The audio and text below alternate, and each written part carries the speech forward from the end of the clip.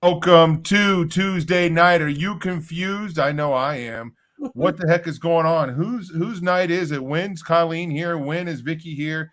I can't keep it straight, but I know, hey, I'm here every night. So I guess long as I show up, yeah, we'll see what happens. Hey, and don't forget about to show your love to Katie. She's here every night too. Pushing the buttons, doing the tech, sending me reminders in the private chat because, hey, I do forget a lot of things. So I have a plan, but as soon as we go live, that plan just goes right out the window, Vic. How are you doing? I know, right? Yeah, hey, there is no plan. The plan is there's no plan. Yeah. That way there's never any feelings of guilt. That's a good plan. I agree. That yeah. You know what? I kind of live my life by that. You know what I'm saying? Slightly. I noticed I quit having as much anxiety when I didn't have a plan. Because there's no worry about anything going wrong, right? Well, that maybe it's a good creed for doing a show, maybe not a whole life, but yeah. Sorry, I got carried away there for a second. Too far. Yeah, I took it too far. Hey guys, throughtheblack.com is the website, just in case you were wondering. For all those folks that have subscribed, thank you very much. For all those who haven't, what are you waiting on? Just go ahead and hit the subscribe button and do us a kindness. That would be wonderful. That's the thing I want to say. I was watching this guy doing shows in Las Vegas. Like he does this Vegas VTech. And he says, do me a kindness and hit the subscribe button. Hit the like button, guys. We just appreciate the support, the prayers. I'm telling you what, we need it. Folks, we are on a mission to take over the world with the gospel of Jesus Christ. Now, I don't know how far we're going to go, but we're going to go as far as we possibly can. We're going to reach as many people as we possibly can. We want to see people set free and healed and saved and everything. So with that in mind, just to let you know, yeah, we are working on some things to expand our platform to figure out, hey, how can we deal with this censorship? What can we do?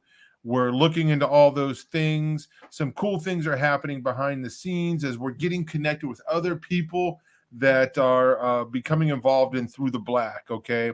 So we'll let you know about that later on. But, Vic, I do want to say, hey, we are networked with the Shatter Ops team, and they have a podcast called Save Them. That's a podcast that we endorse, and we want you guys to check it out. If you haven't already, go to throughtheblack.com, and that's one of the first things you're going to see is the Save Them podcast right there. Yep, and that'll take you to the page. So very cool. You know what? One of these days, Vic, you and I are going to have a podcast. There's going to be a Through the Black podcast. Did I just let a cat out of the bag there? I think I did. That was a big secret. Yeah. Well, hey. Maybe not. Maybe not. Now we have to do it. Now we have to do it. Yeah, now we got to do it. And we've actually been talking about this for months. Okay. And we're kind of getting put in a position where we might have to, do that just because of the silliness that's going on out there. But hey, also I want to mention there is a conference called Go Therefore. All right. Our good friend, Pastor Dr. Mike Spalding is putting it on there. And Vic, last week we already went over the hierarchy here in this Yeah, look at me. this graph, this diagram. I got So nowhere to go I'm but up. happy with my spot. I just hope I don't lose a spot. I could. Like, Yeah, I guess, hey, at least we're on there, right? we're on there, man. And it's funny. I see that he didn't go with the photo of you dripping with blood this time. That was nice of him. What photo of me dripping with blood? I can't remember. There's that weird picture where it's all just like redded out and it looks like so morbid. I don't know. Oh, okay. I think he used it last year. It was really creepy. Oh, okay. Gotcha. Yeah. Yeah, Yeah. well, hey, yeah, good thing we didn't use that again, folks. Yeah. And I Kenny's got a crazy weird style, I guess. So yeah. So I might be on the bottom rung there, but at least I'm not a cartoon like our friend Kenny there. yeah, that's true. At least you are a human being. Exactly. Versus Kenny, he's Yeah. a two-dimensional drawing. The sponge there. Yeah, so July 28th and 29th, 2023, down in Brookville, Ohio, back at the Harvest Revival Center. It's going to be amazing. Dr. Sherry Tenpenny, David Heavener is going to be there. All these people, I thought about a lot of these people for the Out of the Darkness conference, but we wanted to be unique. We don't want every conference to be the same. All these guys, we appreciate them, and we love their ministry. L.A. Marzulli, come on. Okay, Hello. Derek and Sharon. Vic, Awesome. Derek and Sharon, I don't want to brag here, but I've known these guys a long time. Okay. Yeah, you and have. you're like their neighbor now. Okay. I You know. go out to eat with them. I do. So It's it is an honor. It's so fun. it's so great. random. It's like, okay, how did this person that I met that wrote a book now she lives close to all of these Skywatch people and everything. I know. How do you go from being in the audience with your big foam finger, rooting people on, to like it's so surreal. It's so weird. No kidding. So I can identify with that. But anyway, guys, I hope you guys go over and get registered for the conference. I'm sure there's going to be streaming, all that. This is going to be a big deal. So yeah, we're excited about it. And man, I can't believe when I saw that released, I was like, Pastor Mike is on the ball, because it took me months to get to this spot right here. Like he had it all, he released the schedule. And I didn't do that till like a few weeks before the conference. But I think, in fairness, he's been doing this many years? How many years? Yeah, he's got some experience. Yeah, so first timers here. I think we did pretty good for not knowing what the heck we were doing. And we'll do even better if we ever do one again. Yeah, we will. Yeah. Hey, you know what? Speaking of which, if you missed it, Out of the Darkness conference, you can click on that. You can see who is there, and you can still watch the streaming if anybody is interested. It is on the website. There's the slide right there at the top. So, Vic, I heard that you finally got to see the movie Nefarious. I did. Yeah, you're like a week late. We already did the show about that last week. I know. And I only had to make a 10-hour round trip to see it. No, actually, that wasn't the reason I went. I was out of town. Yeah. And I thought, oh, this is an opportunity. I'm by a big city. And sure enough, and not only was the movie playing in the city that I went to, but an old friend of mine actually worked at the theater, and I got to see him and say hi. And I thought that was pretty cool. That's sweet. Weird. But yes, so I did see it. And obviously, everyone's going to know right away what scene leapt out at me, because it's something I'm always harping on. The scene where Nefarious is trying to get the psychiatrist to give him permission. And I was like, here we go, man.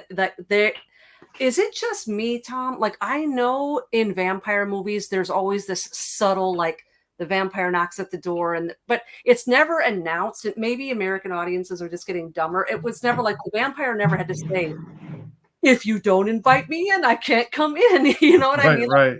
You just knock and they'd be let in, and you just would understand, like, uh-oh, it's about to get real. But now it's like, I don't know if it's a combination of audiences are just getting dumbed down and they don't understand the spiritual implications or the mythologies or the vampire lore, or if they're just becoming more and more overt in their explaining their modus operandi. Because not only in Nefarious was it just this obvious scene where I am asking you for permission and you must give me permission, and we're not moving on until you give me permission. It was like so blatant.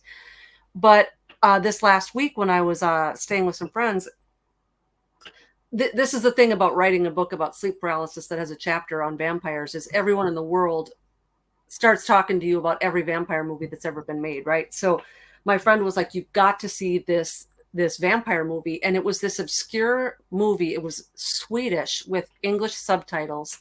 I don't know if you've heard of it, Tom. Let the Right One In. I have seen the English version of that. I've seen the American version of that movie. Yes. So we ended up watching both, and they're both very, very similar, other than the language, right? But the American one, some of the things were a little bit, again, more overt for the dumbed down audience, I guess. But anyway, there's a scene in this movie as well where the vampire girl is standing at the door and she knocks, and the boy just opens up the door and doesn't say anything. And she's like, you have to invite me in. And he just goes, and she's like, you have to invite me in. And so he goes like this or something like that. And she's like, you have to say it. And he goes, well, what if I don't? So she stepped over the threshold, and then, blood starts coming out of all of her facial orifices. And he's like, I invite you in. You can come in. And then it all like dries up. Right. But I just thought, this is crazy to me how many movies are now pushing this theme of you must give us permission. And I wonder if that's sinking in to anyone else. Like, hey, maybe they're trying to tell us something here, but I don't know. Have you noticed that? I mean, I definitely noticed it in Nefarious, and I remember that scene in it was called Let Me In. I mean, that was the name of the movie, Yeah. right? The American version was Let Me In. Yep. And the Swedish is Let the Right One In. Yep. Yeah. And I'm not recommending it, you guys. It's dark. I mean, I was watching it for research purposes, but no, it's dark. I wouldn't recommend it to kind-hearted people. I saw it in the theater years ago. Oh wow, I'd never heard of it before. So anyway, I noticed it in those two movies, and obviously, when we sin, that's when we open the door. That's when we let the enemy in, right? The enemy is, many people have heard me talking about it for a long time. He's knocking, let me in, let me in, let me in. And, he's trying to trick us, or he's trying to, tempt us or whatever. He can't force us. He can't force the door open, Yeah. And I think this is maybe where we hear a lot of this talk or a lot of this preaching. The devil is just I've heard it said like this: he's a chihuahua on a chain. Yeah, he is, but he's a real tricky chihuahua on a chain. Okay. Mm-hmm. And he's really good at getting us to let him off the chain or let him in, right? Yeah. And he's not that harmless dog anymore. Okay. When we allow him in, the way that we do that is we sin. We open up a door. Sin is the door. Repentance shuts the door. So we've talked about this many times, and it's I don't know. I guess I wonder what the history is, and maybe you've covered this before, Vic, of that part of the vampire lore. Where does that come from? Let them in. Is that biblical? What's the source of that? So I think it is. As we know, they can only rip off and bastardize things that are already there. You know, I mean, we've said it before. What would the occult do if there was no Bible? Because all they do is put a mirror to it and do the opposite, right? This is what I think it is. I think it is a it's a distorted version of Revelation 3:20 when Jesus says, "Behold, I stand at the door and knock. If anyone hears my voice and opens the door and lets me in, then I will come in and eat with him and sup with him." So it's almost like Jesus is explaining that I don't want people to hear me saying this wrong. Jesus can do whatever he wants. Okay. He's not bound by any limitations, but it seems to me that there is some sort of a uh, rule. Maybe that's not even the right word, but there's some sort of code in effect between the terrestrial realm and the spirit realm, that if any spirit travels to the terrestrial realm, that they do need permission from the human being to interact and communicate and commune with one another. So here we have Jesus saying, "Hey, I'm knocking at the door, and if you let me in, I'm going to cross over that liminal space, and I'm going to live in your heart, and I'm going to be a part of your life. If you don't let me in, I am a gentleman. I'm not going to barge in through the back door, because anyone who comes in through any other way other than the front gate is a thief and a robber." So Jesus isn't going to barge in. So I think that's kind of what these entities are doing, is they're coming to the door and they're knocking. And this is kind of the catch-22 about it though, Tom. I think if they don't get the permission they're looking for, they just get more clever, and they do have ways of barging in through the back way and being thieves and robbers. And even just the whole concept of Jesus wants entrance because he wants fellowship, and they want entrance because they want to control and destroy and kill, steal, and destroy, right? So they have different motive for entering. But I think that this whole, we call it like vampire code, but I think it's more just the entire code of the spirit realm in general. Yeah. Ben T said, "I hear you knocking, but you can't come in." Fats Domino. Shout out to Ben T. My 16-year-old son loves Fats Domino. Yeah, he searches out Fats Domino's records at used shops.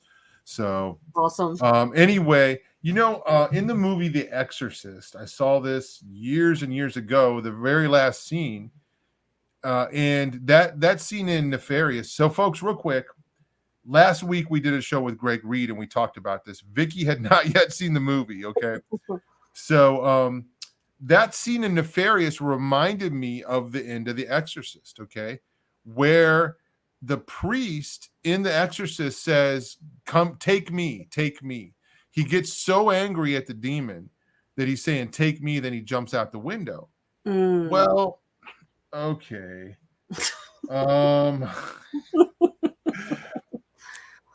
I don't know about all that, but and then it's not like he killed the demon, in the movie The Exorcist. And I know this is not where we meant to go, but that's what they tried to tell you, okay? Well, the demon would just go right back into the girl. Okay? Right. So, but I guess I would say that I think that would be accurate, that a demon would do that if somebody was taunting them and daring them to take me, right? Yeah. I thought that part of the movie was accurate.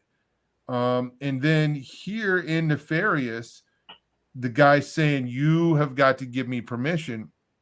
Somebody that's an atheist, I almost feel like there's like a rule out there among the demonic that, hey, we don't want, we got these guys right where we want them. We don't want to, do anything to push them, to the other side. Because if you're an atheist and you don't believe in anything at all, then you begin to witness supernatural things. I mean, I don't know what the plan is from there. I mean, are you automatically going to go to the dark side? Or are you going to be freaked out? Are you so much of an atheist you're like, this is like, not happening, cognitive, like supernatural cognitive dissonance, right? Yeah. So Yeah, that's a good point. So I think one of the most compelling things to me, like as a writer, like thinking of it's in terms of someone writing this script. And spoiler alerts here if you haven't seen the movie and you plan to, but the demon is taunting him when he first sits down and says, "You'll commit 3 murders by the time you get out of here." And I thought that this was an excellent way of showing the condition of the human heart and how all three of the murders that he committed in full conscience of knowing that that was probably a selfish act to save his own skin, or it was for his own convenience, right? And I'm the type of person where if you tell me, like, if some demon tells me you're going to do these 3 things, if I had a chance to like prove him wrong, I would want to prove him wrong. So like, I'm at least going to avoid. He tried to avoid the second one, and he could have easily avoided the third one, but he didn't avoid the third one because it saved his own skin, or at least he thought it was going to, right? And so I just thought, man, this is such a good description of the human heart and how we know the things that we ought to do. We know the difference between right and wrong. We know what's moral and immoral and what's selfish and what's righteous.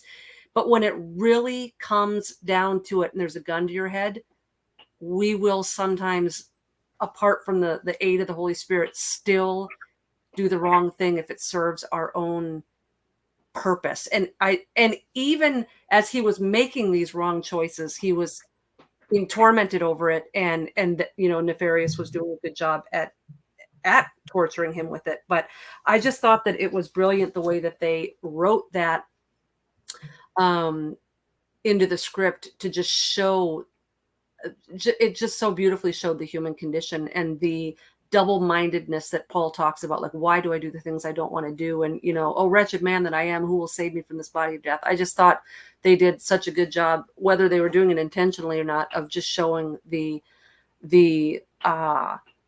betrayal of our own heart in so many situations. Yeah. Some interesting stuff happening in the chat. Like they're talking about everything from Wendy O. Williams and the Plasmatics.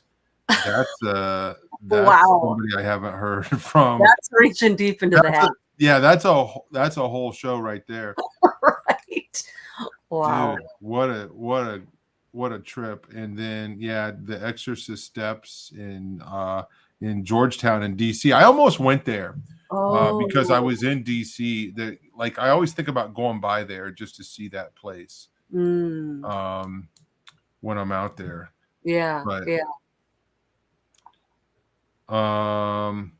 So I'm trying to keep up with the chat here. Yeah, don't forget to ask a question, and maybe we will answer it. Maybe we will not. Who knows? There is no plan. Yeah, there is no plan.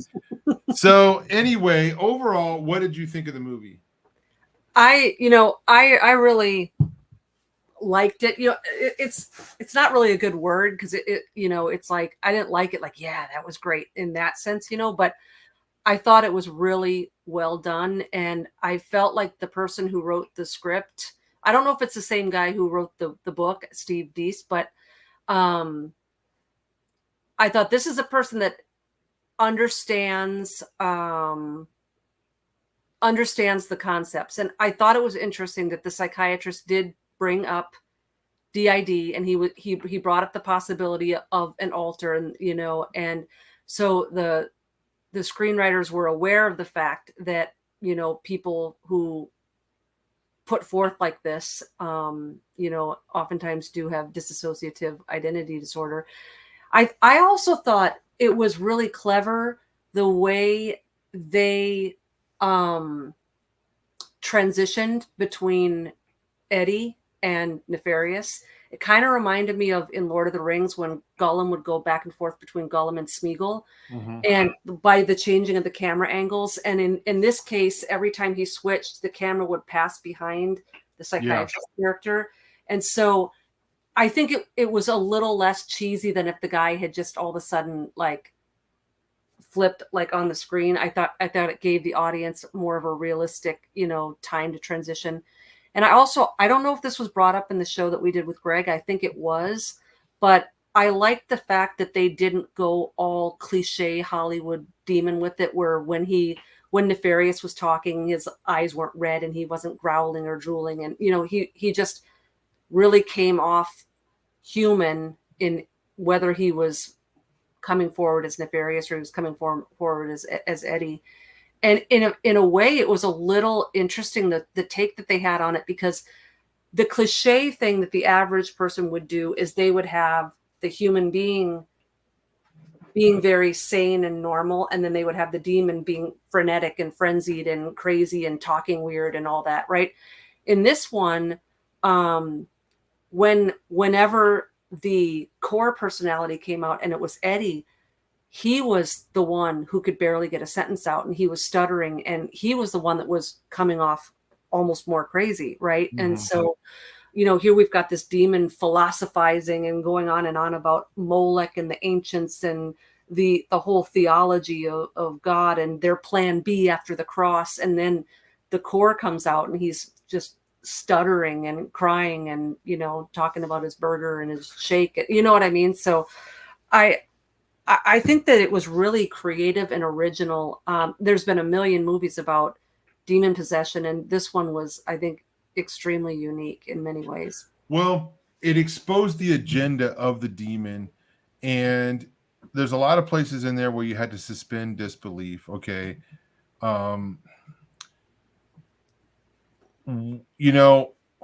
Would a demon say these things? Would he say these things to an atheist?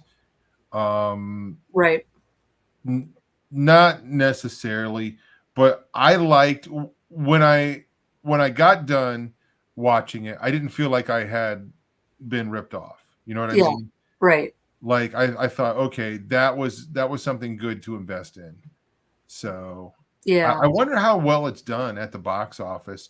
And Katie, can you, since we're bringing this up again, I don't know if you have the Rotten Tomatoes score, if you can bring that up or not. Sorry, I didn't give that a heads up. I did have a picture, and we might have lost it last week, but I thought this was interesting, Vic.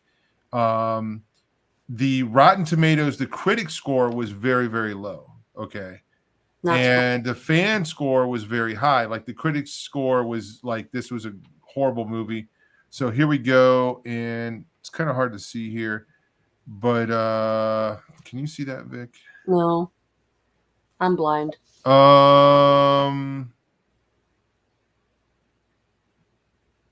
So anyway, yeah, and you can go on Rotten Tomatoes and see the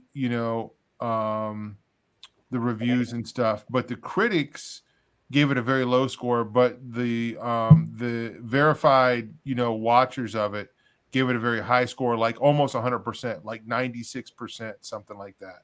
Oh, wow. So, and the same critics give all of these woke movies, super high, ratings. Did you find it?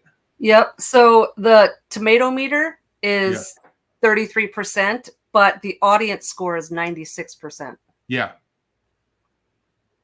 So, okay, there we go. Yeah. So you can see it right there. Yeah.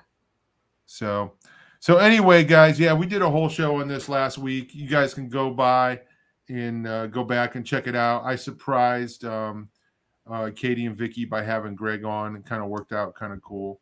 It was great. So anyway, Vic, I'm not sure how to transition into this to this next topic of tonight. As we're planning out shows, we are in the lab with a pen and a pad, just like that's a Dr. Dre line, by the way. Just really working hard to come up with show ideas here. And was it James was asking me last night, how'd you come up with that idea, Devils and Dust or whatever? Well, I wish I could say that it was just like something profound, but it's just like out of desperation, like that's it. I'm not going to overthink it, because sometimes I do. So, and the same thing with tonight's title, The Hounds of Hell. Okay. I'll be honest with you. These robot dogs have creeped me out for years. Like, I haven't seen them and been like, oh, that's super cool, I want to get one. I've been watching them. I'm like, okay, how are we going to take these things out when they turn on us? Oh, wow. So, have you seen much of this, Vic? No, I haven't. So, thank you for, adding to my list of end times killer tomatoes are going to roll down the Yeah. streets. And, Were you able to do your homework tonight? a little bit. I watched like 20 minutes of the Dark Mirror clip you told me about. Black Mirror, yeah. So, yeah. Okay, that's enough. Yeah. You got the gist of it. Yep. So, I started watching these videos years ago. This company called Boston Dynamics built these robots. The first one was called Big Dog. And there was a scene years ago where this robot dog is walking through the woods. And it was going to have military applications, and I think they said it was too loud. Okay. Okay.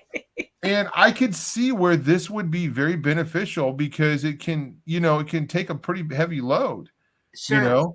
Yeah. and it can carry supplies, through the desert, whatever.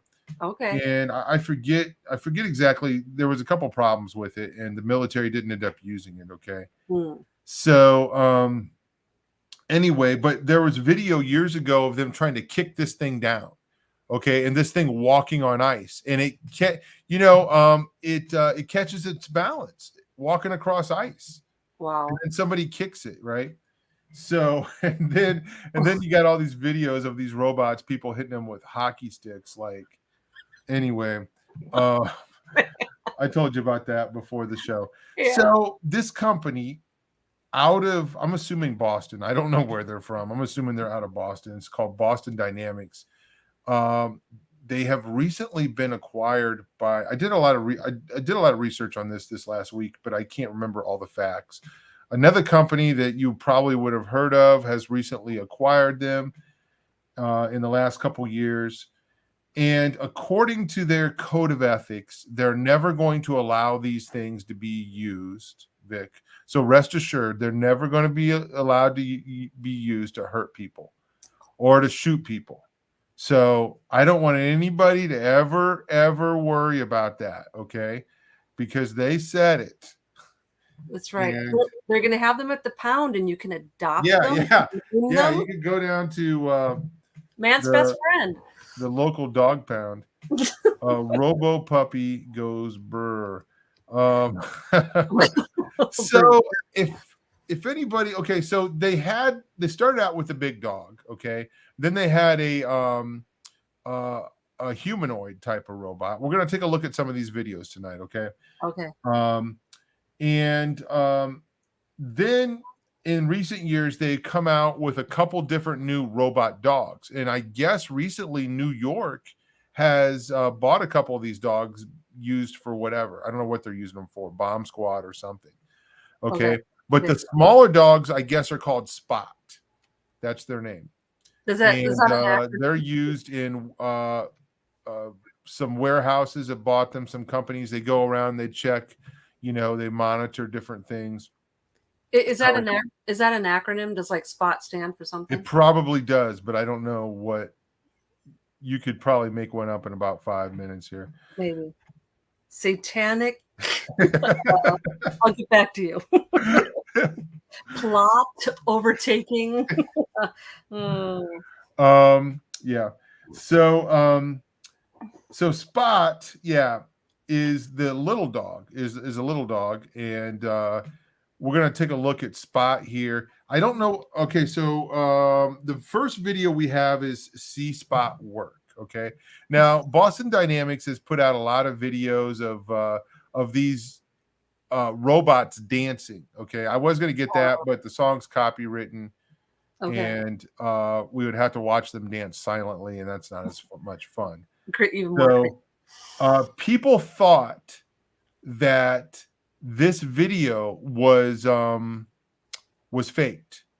That it was how do you say animation? Like, Oh, but yeah. it's not. Yeah, according to Boston Dynamics, it's a real video. It's a real robot. The dancing video, that is, not the one we're going to watch. Okay. And some video analysis guys broke it down and said, okay, you can tell that this is real. These robots are really dancing. Okay. So anyway, let's take a look at this first video. It's called C Spot Work. Okay. And give you an idea. Here we go.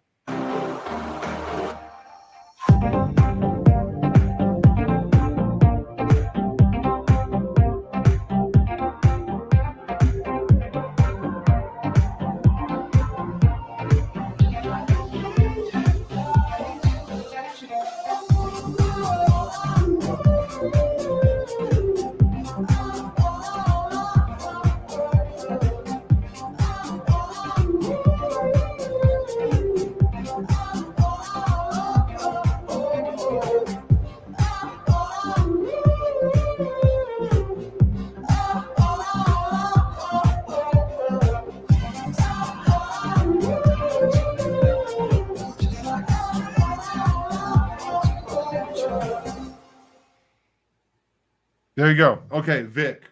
Yikes. So there's Spot. What is your what's your initial reaction from watching that cute little puppy there? Okay, what happens when Spot has a bad day, or he's mad at his boss, or he spilled his coffee, and he's like going with this like little metal paws to like do something with a wire and like clips it, and the nuclear reactor blows up? I mean, we're trusting, like, I can understand if he's like, stamping envelopes or, working in a library or something, that's fine. But like, you got him in these power plants and stuff, like, that's scary. Yeah. I saw a meme, I think it was yesterday. My algorithm has drastically changed in the last few days because I've been watching all these videos, right? You know what? And I honestly don't know if it's my algorithm or if it's just in the news. There's all kinds of AI news in the news. Yeah, they definitely want us to know. I think it's my algorithm too. I don't know. I think they're on to me. Anyway. Did you think? So somebody said, how do we keep AI from getting the nuclear codes? So, which I thought was a really good question. Yeah. Or from reprogramming it, overriding it, and coming up with their own codes, and they got them and we don't. Yeah. What movie was it? It might have been what's that Will Smith movie, I, Robot? It could have been that movie. I've seen so many movies about robots going wrong, right? Yeah. Where the robots were programmed to protect humanity, and the robot decided on its own the best way to protect humanity was to kill humanity because humanity was not safe. Humanity was its own worst enemy, which was kind of a clever, idea for a movie. Yeah.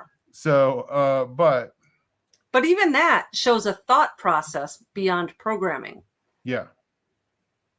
So, what we're dealing with so far with these robots, with these Boston Dynamics robots, and we'll get into this a little bit, is everything they're doing, they got to be programmed to do it. Okay. So even with the dancing, they do this in virtual reality, and they program out the steps in VR before they can, they basically put it into the robot and tell him to do it. So these robots are not dancing on their own for fun, okay, because they like the tune. So they look like they're having fun. Okay. And James says that was iRobot. Okay. It's been years since I've seen that movie. So, Vic, I asked you to watch a movie or a show, and you got to watch part of it tonight. So there was this show called Black Mirror. All right, which is basically Twilight Zone meets technology is the whole series, okay? And I remember this episode, and it was the one that creeped me out the most. It's called Metalhead, is what it's called. And it's about these dogs that are very similar to the one that we saw. Now, what we're getting ready to watch is science fiction. So, this is, I didn't take a clip from the show, but somebody put together like their own trailer version of if the Boston Dynamics dog were this dog from this fictional TV show, Black Mirror, and it's called Metalhead. So in this episode, these dogs are used to hunt humans. Okay. Now, as far as AI is concerned, and we'll be talking about this for the next couple of days, these dogs are these dogs. I called it a dog. These robots are not conscious yet, right? They're not thinking on their own. I'm not concerned about that as much as I'm concerned about the programmer. Okay. And that goes with AI too. AI is creeping me out, and we're going to talk about this tomorrow night. The one of the Godfather, he calls himself the Godfather of AI, quit last week, just so he could warn people about the dangers of AI. So this is the reason why we're doing this show, Vic, is because this has just been popping up in my life, and I have this urgency to talk about this. As many things as we have to fight and deal with in this world. Okay. I talk about this, in my when I'm speaking at a conference. I talk about all the different wars we're in. Okay, we are in an intellectual war, we're in a information war, we're in a medical war. Okay, we are in a spiritual war, we're in a physical war, we are in, and I got a long list. We're in a domestic war. Okay, we are in a technological war. Okay, we're in a war against GMOs. Okay. If we were to dedicate our show, Vic, to fighting GMOs, and that's all we did, we would never run out of evil to fight. You know what I mean? Right. It's bad. It's really bad. The situation is very bad. And there's just no shortage of evil to expose when it comes to GMOs, genetically modified organisms. So here, we're talking about AI. How many years is AI off? 15. They keep shortening, the time. Now, will we ever achieve AI? I'm not saying we will, but I don't know that we have to. I just feel like we got to come close, okay? And we're getting closer and closer every day. Well, we can achieve it if they're sentient. So if these are vessels that can be inhabited by a demonic entity, the tech won't be intelligent, but it will be powered by something that is. And so that's kind of what I'm afraid of with the AI is. It's not like it's going to be this alchemy where they do some spell over it and it's like Pinocchio when he comes to life and not a real boy, but it's going to be, are they building vessels to house these disembodied spirits? And is it going to become sentient is more what I'm concerned about. Yeah. So let's watch this next video. It's the Black Mirror Boston Dynamics commercial thing here. And this is just going to give people a little taste of that episode of Black Mirror that we're talking about, the one that I asked you to watch earlier. So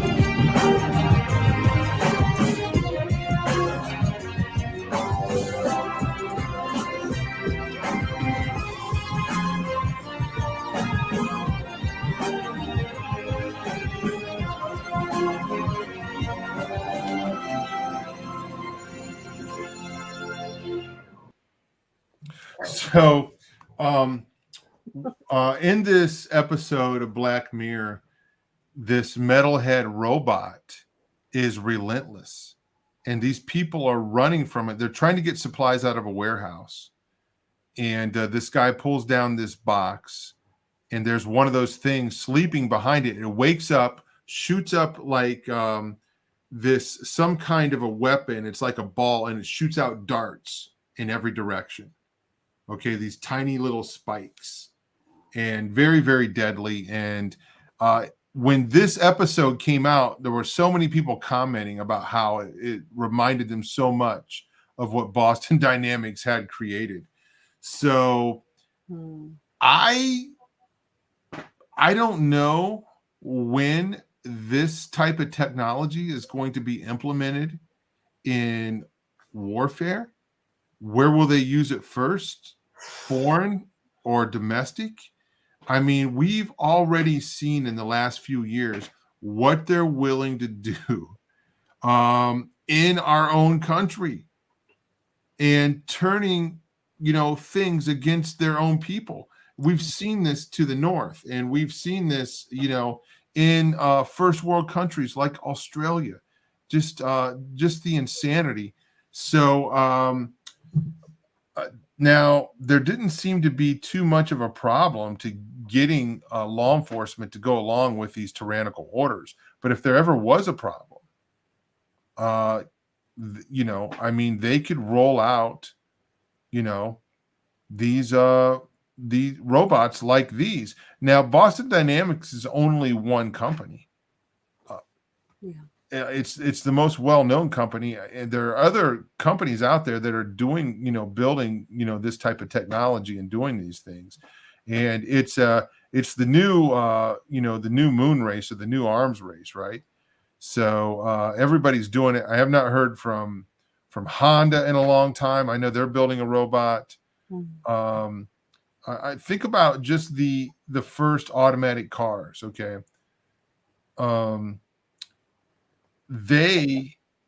There were accidents within the first couple months, and people were killed when they released these cars, and they were just mistakes. Vic, just like you said, we're going to let one of these robots loose in a factory somewhere where it's going to accidentally cut the wrong wire and blow something up, or make a grave mistake, or put it could poison a batch of food or something. Right. Well, and it's not just these things. It's not just AI. With the Internet of Things, everything will be connected. And so think of other technology out there. Like now they're trying to push these digital tattoos, or digital edibles, right? And there's that famous little video where, I don't know if she's from Google or where she is, but she's explaining the wearable, the digital tattoo, and she's explaining it to a guy from FEMA or something, and he's acting, alarmed by all of it. I doubt he probably really was. But anyway, you have a digital tattoo that's got all of your information on it, probably your fingerprints, your, all your bank cards, your social security number, your social credit score, everything, right? So how do I not know that there's not some sort of tracking chip in that digital tattoo, that when they let Metalhead loose, he's going to be able to track me down wherever I am? That means you can't hide. There's nowhere to hide. And that, I guess my point in all this is that it's not going to just be, oh man, AI, and what's going to happen if this plays all the way out. You start talking about digital tattoos, neural lace, like that Neuralink and Elon Musk are talking about. These things are all going to cohesively interact with one another. It's going to create the Internet of Things. And so it might be one of those things where it's like, well, I don't ever have to worry about Metalhead coming after me. But if you're following all of the social protocols that you need to follow in order to keep your job and keep your license and your car and your ability to grocery shop, so you're going in and you're getting all of the upgrades that you need and all the tech that you need, by the time they unleash Metalhead, you're going to just be a homing device for this thing. Yeah. So, again, according to Boston Dynamics, these robots are completely benevolent. They're never going to harm anybody. They're only going to be programmed to help. And okay, we've seen that in every sci-fi robot movie that, you know, for as long as they've been made, right?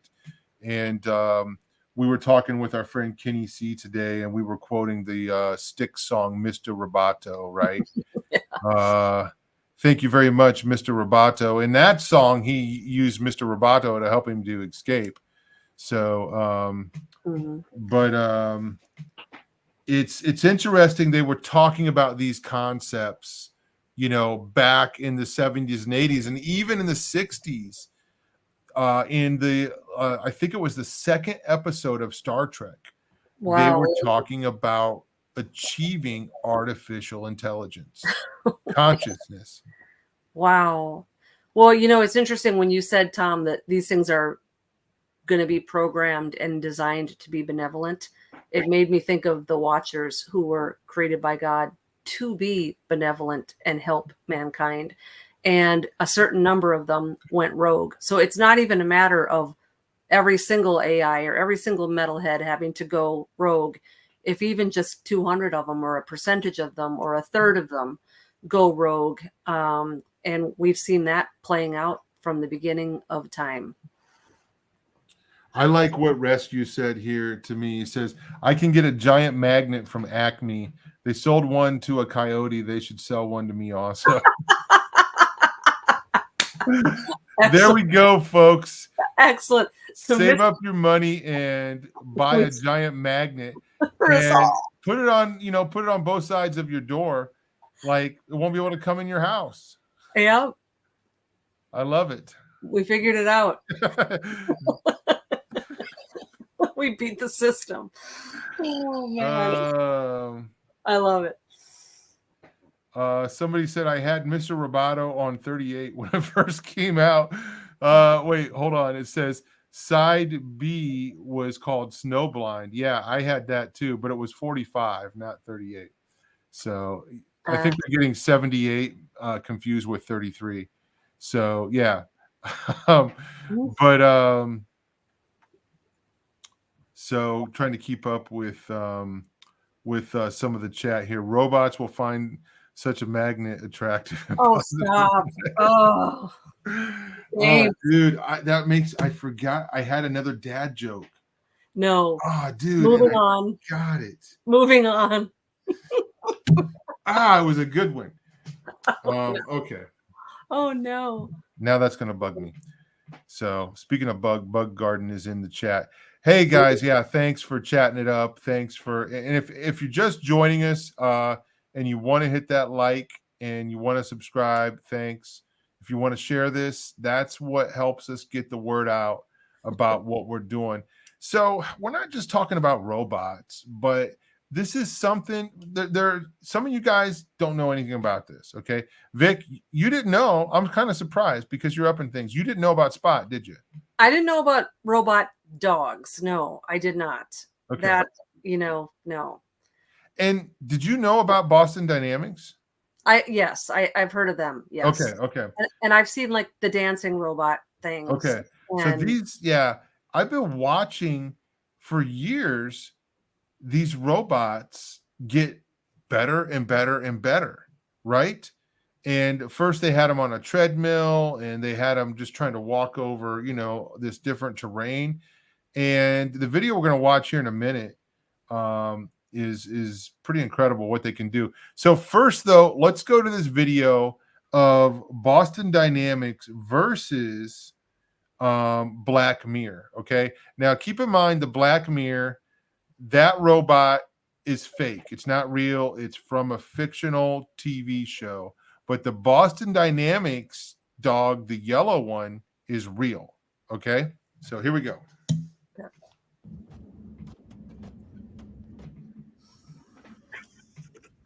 This is a movie, folks.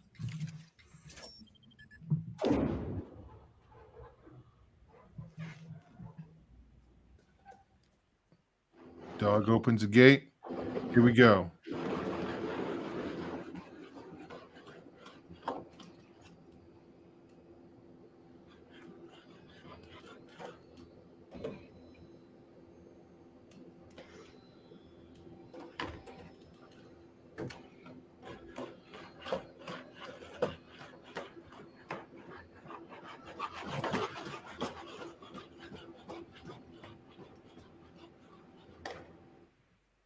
So all of that is programmed, right? Yeah. They have to know how to manipulate those objects. Okay. Well, no. I take that back. They don't have to know. They have to be programmed to manipulate those objects. Hmm. Okay. They have to be told to do this. So they're not going up to a door, okay, for the most part, and saying, okay, I want to go in there. Okay. Now they can be programmed to get in there, and then they can see. Obviously, robots don't see like we do.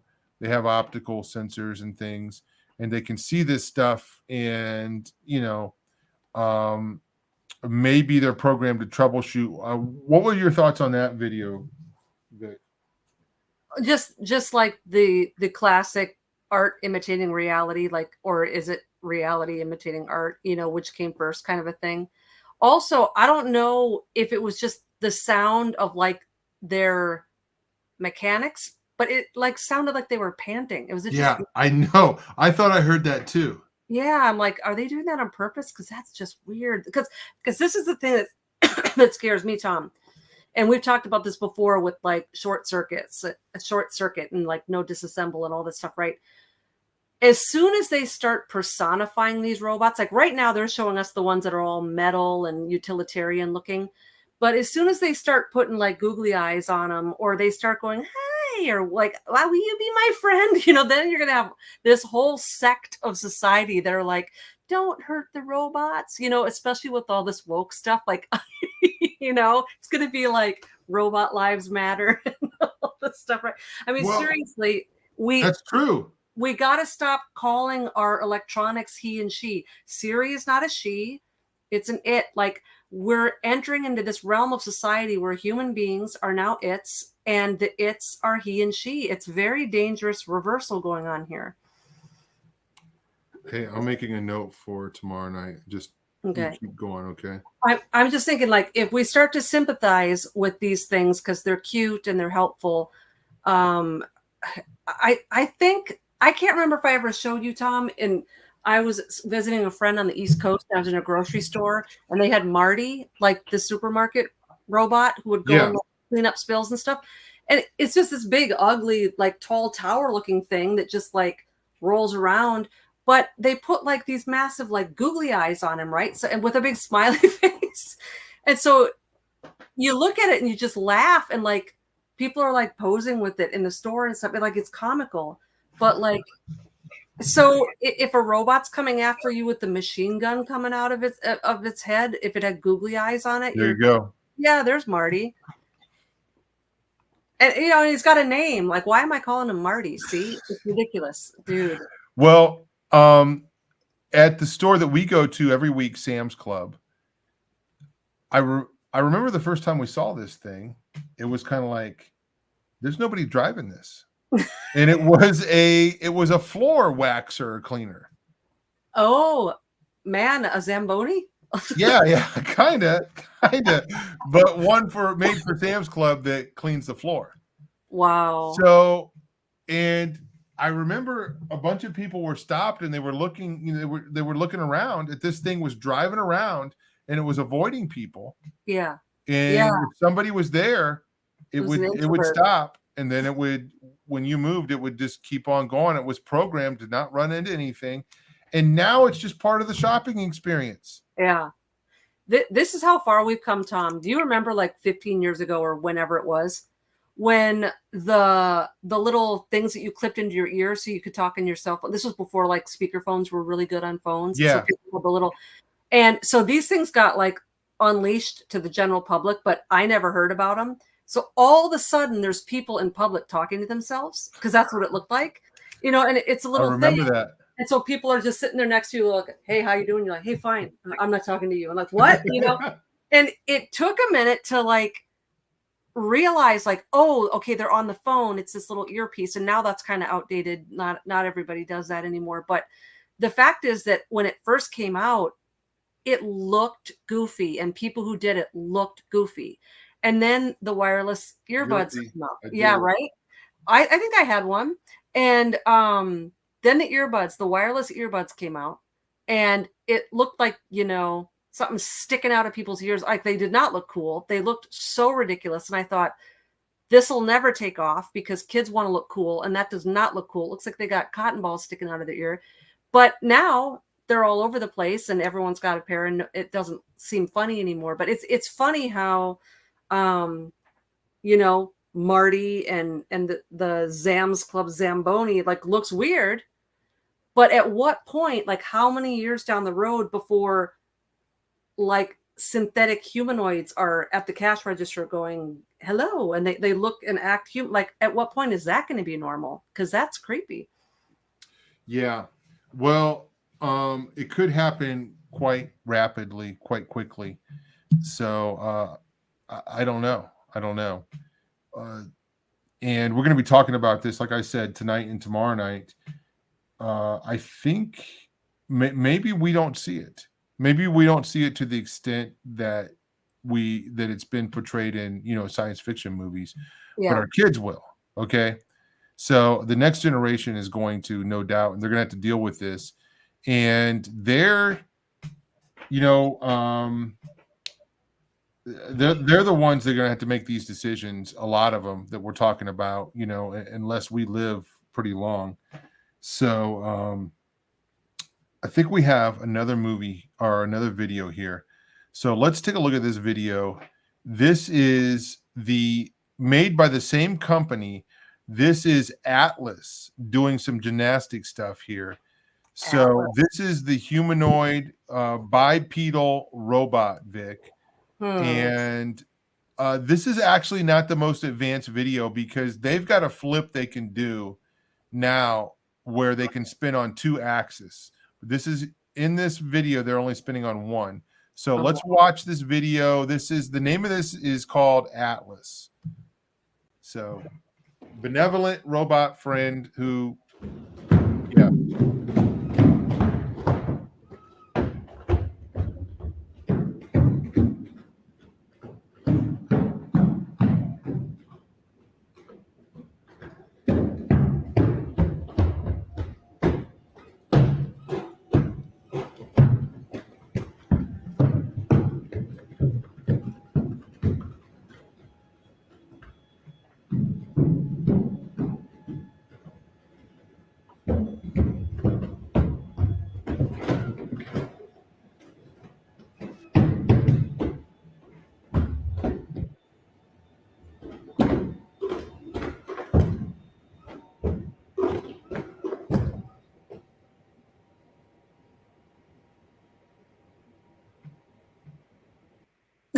They even did the little gymnast ending. Yeah.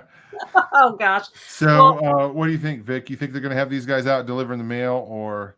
I hope that was their only speed, because I could outrun that. Yeah. I could get those light carts and outrun him.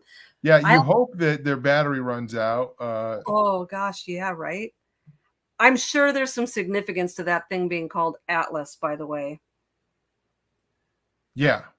I mean, Atlas was a Titan, which was a watcher for one. Mm-hmm. Held up the world, owned the world. Right? There's got to be more to it than that. They never picked those things randomly. Right. Yeah. Oh gosh, I don't know. And every time I see one of these things, Tom, all I can think of is you're showing us the clunky Generation 1 thing where we kind of go, oh, cute. But they got a Gen 4 thing in the back room that's been around that's going to like come after us. Well, Vic, like these things, when they first started, they were stumbling. They couldn't, they were falling down. And I'm sure it took a lot of takes to do this video, right? Yeah. So, but I've been watching them getting more and more advanced. Mm-hmm. I don't know how fast they are, but they actually, no, I'll tell you this. They do have one. They have like a cheetah one, and they put that thing on a treadmill. I'm going to put Katie on the spot. See if she can find the cheetah. That thing can fly. Okay. And I think that's a dog robot. They got that thing. It's a Boston Dynamics, and they got that thing on a treadmill. And I'm telling you, you will not be able to outrun that one. So I'll see if she can find it. So anyway, guys, Um, I don't know. Here we go. Yeah. Oh, You watch wow. this thing. Katie, that was amazing. 13, 14, 15 miles an hour. Let's see how fast it can go.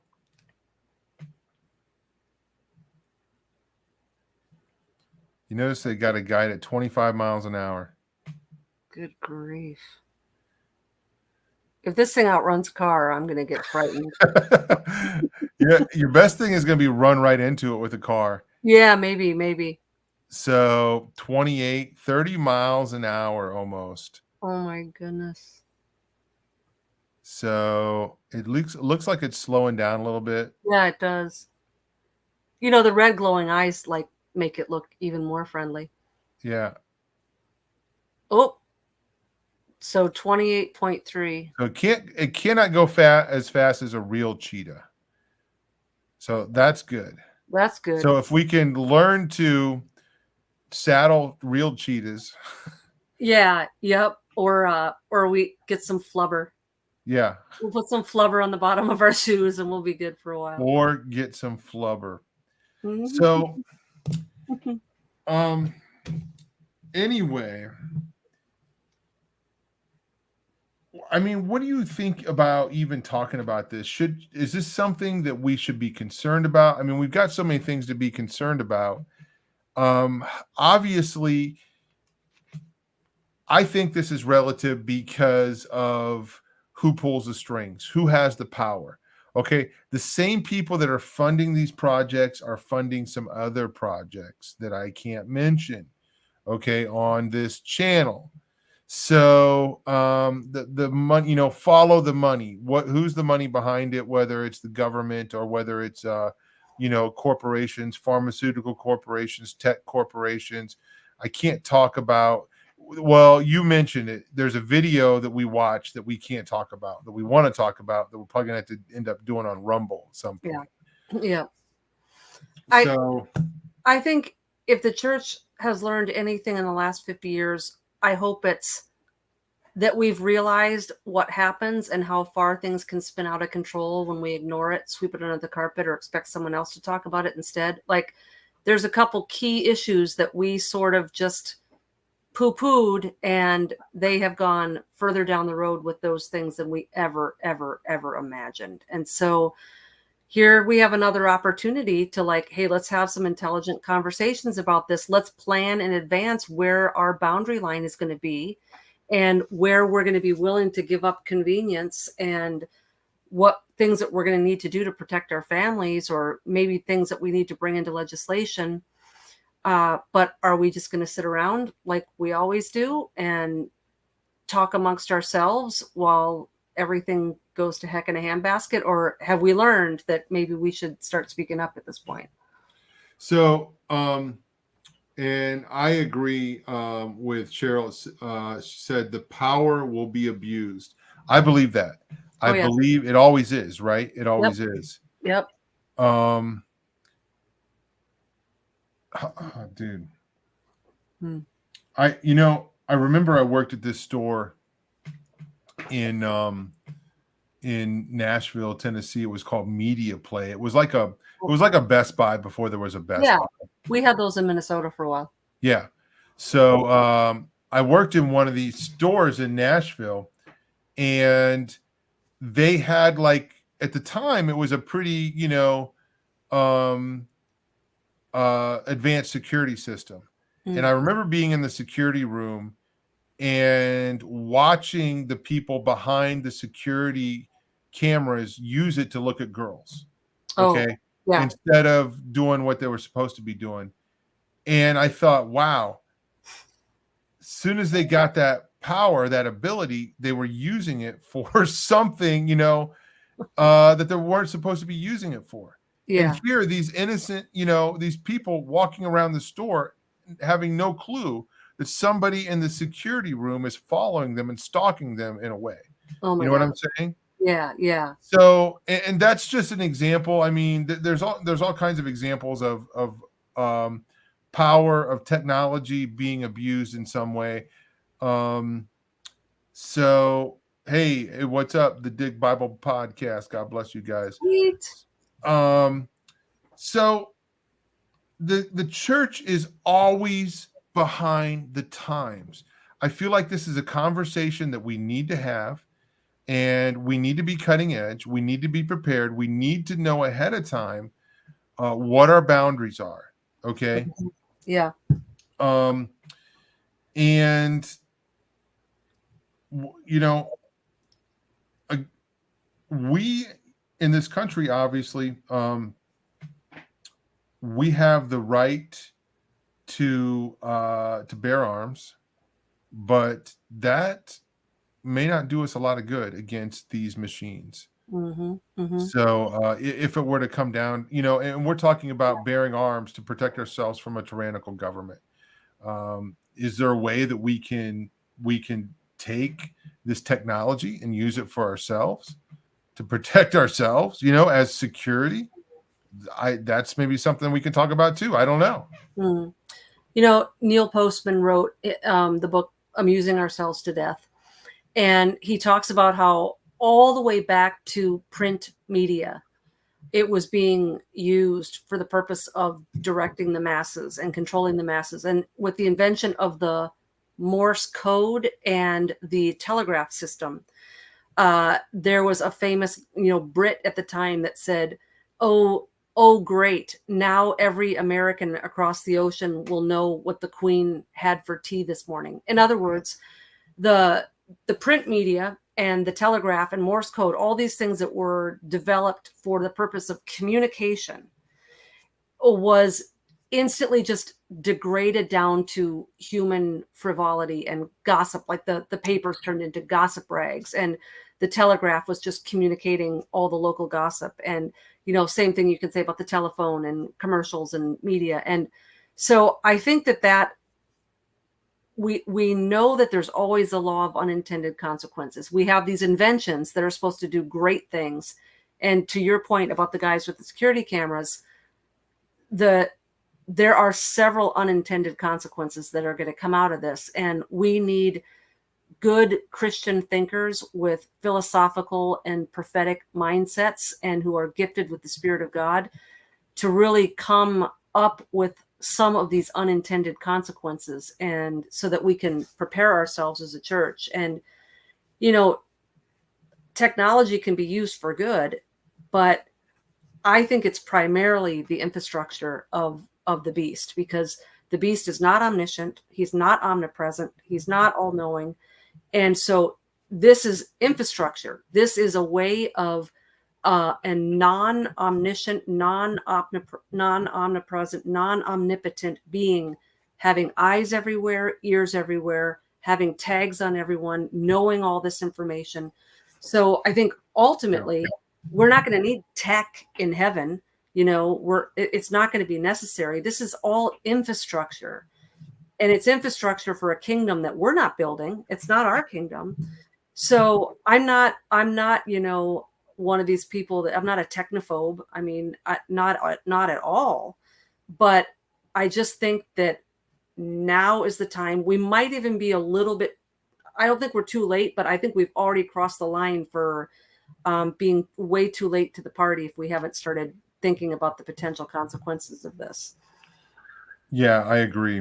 That's why I want to talk about it on here. And tomorrow night we're planning on just talking about where do we draw the line, how can we set boundaries, how do we respond to this, Vic? Like you already mentioned, it's like, okay, let's not personify these, let's not welcome them into the human family. One of those videos, one of those Boston Dynamics videos, they were showing how the robots worked. And what they did is they took a hockey stick to knock a box out of its hand. And people got upset when they saw that. They're like, oh, they felt sorry for the robot. Why is that guy so mean to the robot? It's a robot. It's a machine. So anyway, I like technology. Okay. So I'm going to do a little show and tell thing here, Vic, and I'm going to show you some of my technology that I like. Okay. I guess sometimes I'm surprised at how long it takes us to figure things out. Like, I'll give you an example. Okay. This one really, and I am nobody to talk because I didn't figure this out myself. I feel like I could have, but the shower curtain. For years and years, we had a straight rod shower curtain. And then one day, somebody figured out that you could bend that thing and get more room in the shower. What took us so long to figure that out? That seems so simple to me. That seems like it should have been like the first, that should have come out, in the beginning. But for some reason, I don't know why. I always think of that, but it does. It takes us, and then there's so many simple inventions that are still coming out. It's like, why didn't we think of this years ago? Mm-hmm. So I'll show you some of the technology here that I like. Like, for example, these are my glasses. Okay, these help me read. This is technology is a good thing. This is a human enhancement. Okay, so I like tech things. Here, I'll show you this. This is my my watch. Okay, it's very handy for me, especially when I'm doing something, I'm busy, and I get a little buzz, and I'm like, okay, so and so's calling me, or I get a message. I get messages from you guys all the time, and I can see, Katie's letting me know something. Oh, this person, my wife or my son is texting me or calling me. I love it. Okay. But I draw the line right there. I'm okay with wearing it, but I don't want it coming inside of my body. Okay. So now here's a little invention that I love. This is my wallet. Okay. And I don't know why I think this thing is so cool, but it's called a Grip 6. Not a sponsor, folks. Okay. Not a sponsor. But this is I don't know if anybody can see this. It's a Grip 6 wallet. There's my Taco Bell gift card somebody got me. Oh, no. Yeah, sorry about that. Oh, and no. When I squeeze it, my cards come up. Wow, look at that. Yeah. So I really like this thing. And I tried it. It makes a cool noise. I mean, isn't that do you like that noise? Anyway, it's like yeah, it does. It sounds like that. So now this is my favorite thing here. Vic, I don't know how many guys are like this. I like gadgets. I like when I find something functional like this wallet.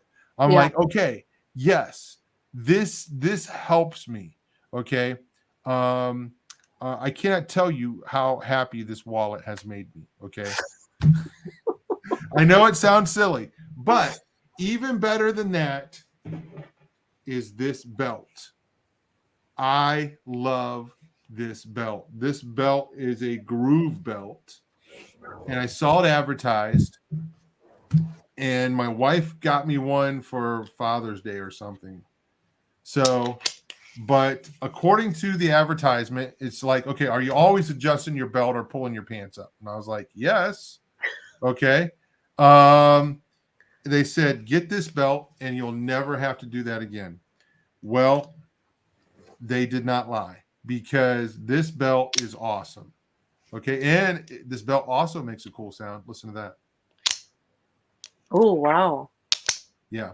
Oh, that's connected by a magnet. But yeah, we've gotten a couple of our boys these belts. Okay. So this is the tech that I like. This is the tech that I will embrace.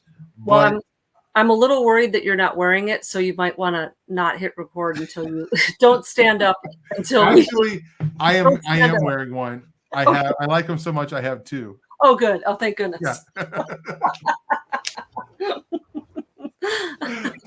Good one, Vic. All right. We're safe. Yeah. So, but the whole point of this is, I feel like we have to draw the line. Okay. If on the body, but not in the body. Okay, so Yeah. We're digressing into Home Shopping Network. yeah. Oh man. Tom has a grip of Jason. Oh no. Oh no. So Oh. I want to know what the listeners think about the robots. And we didn't get too much into the computer part of it tonight. I wanted to talk about more about the robots and see who knew about these things. Yeah, I don't think these things are going to be used to deliver the mail or to go fetch or go get the mail, right? Yeah. Or to open the door for little old ladies. Something tells me that it's going to get hijacked in a very for very dark purposes. So Oh, what do we got? yes, here we go. Thank you. Yeah, almost forgot about this.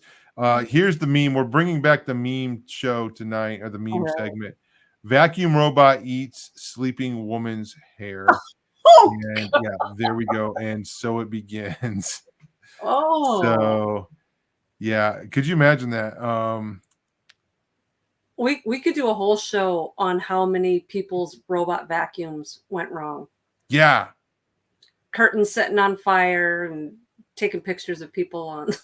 Well, did you hear about the one where the dog dumped on the carpet and then it drove over it? And yeah, it just basically like splattered it everywhere, apparently. This is like the robot's programmed to come out at night, right? Yeah. Hey, that's my sequel book. They only come out at night, but this one's about the robot, the vacuums. So is it okay? Here we go. I think this is the story. Imagine getting home and finding out that your brand new Roomba picked up your dog's poop. Oh and god. Spread it around. Yeah, I guess it just like dragged it around the whole house. That's the best one yet. Oh, dude. Yeah. Anyway, there you go. There are the pictures. Oh gosh, it's getting worse. So wow. yeah. There you go. You heard it. There you go. Talk about skid marks. Oh gosh. Bringing you the important news first. Yes. Hey, folks, only at Through the Black. That was Through the Brown. But... oh, man. I was just about to go there. Oh, man. Hey, sorry, folks. Sorry, not sorry. Rescued says all vacuums suck. So. Oh, there you go. Yeah. Mm. Yeah. Somebody. Apparently these vacuums take pictures. Okay. Or are somehow, because they got to be able to see they're a robot, they got to know that they're not running into furniture. Yeah. We had a neighbor for 3 years that had a robot mowing his lawn. And for the first month, I was like, wow, that's kind of crazy. But then you just kind of get used to it. Wow. So, it's like a Roomba, but it's a mower, not an actual robot pushing a lawnmower. Yeah. For anybody that was wondering. So,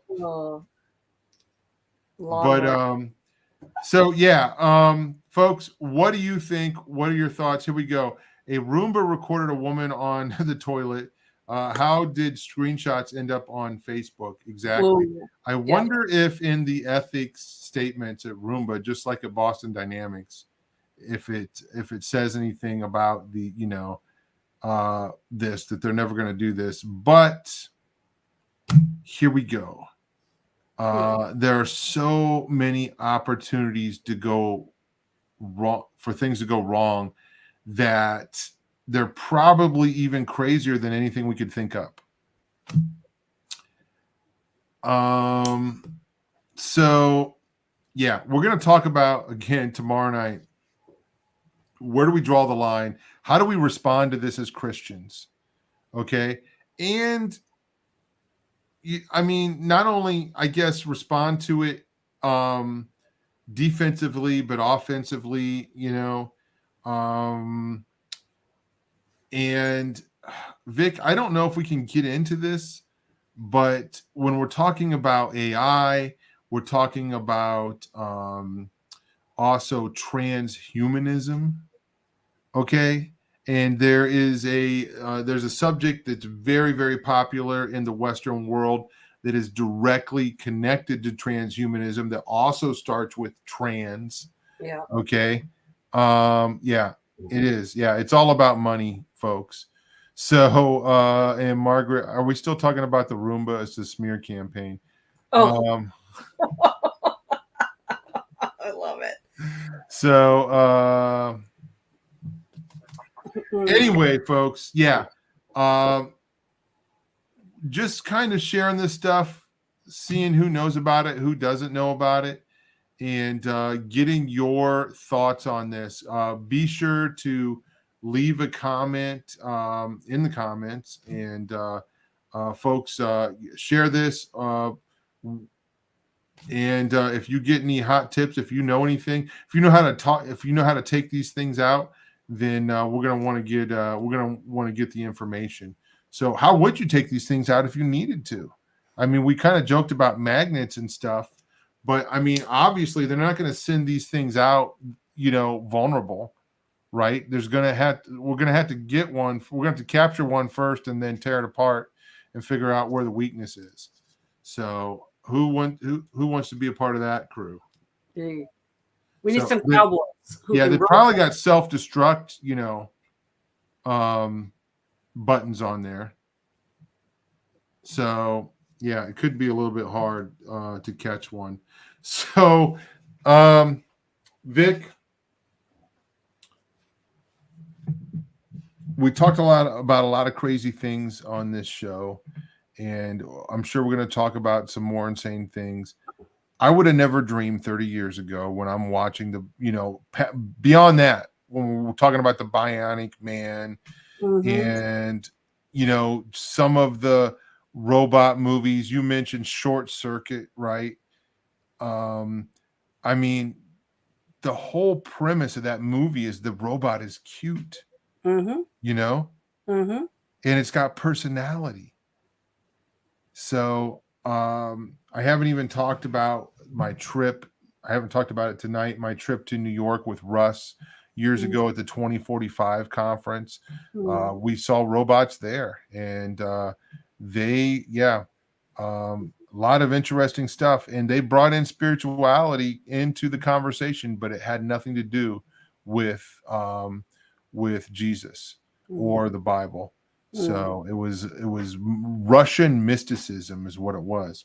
Wow. So guys, again, thank you for subscribing. Thank you for sharing the show. Thank you for everything that you do. We appreciate your support so much. We are working behind the scenes at Through the Black to utilize technology for our benefit, for the advancement of the gospel.